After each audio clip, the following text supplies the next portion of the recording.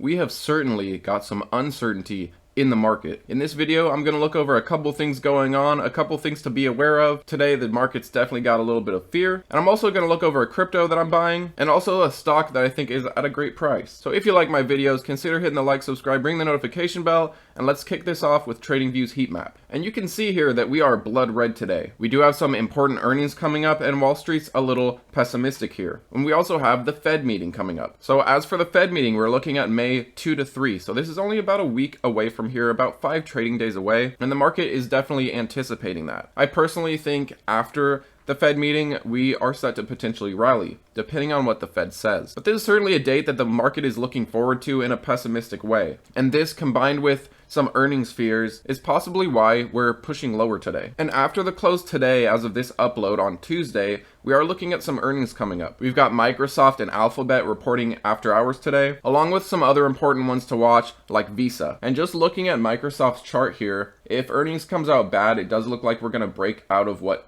seems like it could be a support. We might break this support and pull lower. If it comes out positive, we may bounce off this support and push higher. Looking at Google, we're right now at a resistance. If earnings comes out bad, this resistance will play out and will likely fall on Google. But if earnings comes out all right, if we see some good forward guidance, anything like that, we may break out of this resistance and push higher on Google. Now, I currently don't have many large caps like Google or Microsoft, but I'm going to be doing an upcoming video going over the large caps that I think are the best buys right now. So stick around for that. Now, I also wanted to pull up Bitcoin, and then we're going to pull up Litecoin, which I have been adding to. First off, looking at Bitcoin, we did break this ascending wedge pattern. You'll see that we're trying to maintain our 50 MA, our 50 moving average. If this doesn't hold, we're likely to pull back even further. We could possibly test our 200 MA, which sits right around $21,000. Now, this is just my opinion, but I do believe the bottom is in at this $15,000 area.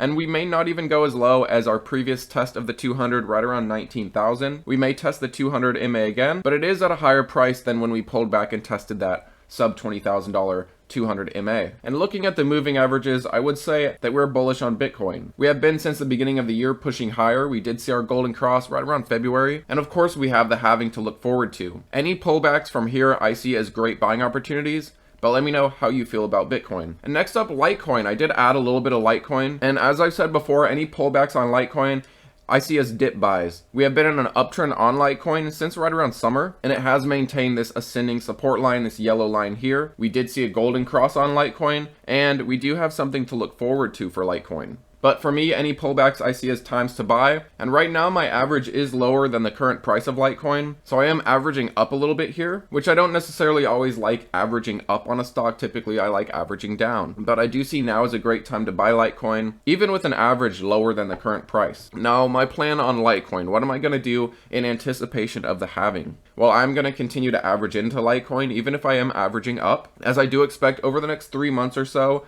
coming up to Litecoin's halving, we are going to see a rally, and we have already been seeing that. So as for when the halving actually hits, coming up in August, my plan for Litecoin is to start selling into strength, maybe coming up before August a little bit, and swing trading right around 3/4 of my Litecoin position. Typically, what you see with Litecoin is a run-up coming up to Litecoin's halving, and then kind of a buy the rumor, sell the news event where Litecoin starts falling off after the halving. So I'm going to be taking advantage, selling right around 3/4 of my position, and letting the rest ride into Bitcoin's halving, likely averaging down once Litecoin's halving hits, as we potentially pull back after the halving news, buy the rumor, sell the news, but we will cross that road as we approach it. Now, I did want to look at a stock here that I see as a great buying opportunity if you have the stomach for it, and this is going to be Chargepoint. We are right around our May 11 lows, and if we do break these prices, we're likely to see new lower levels, and typically new lows bring more new lows. And in terms of chart, we do have a pattern coming up here, a descending wedge. Typically, these will get broken out to the upside.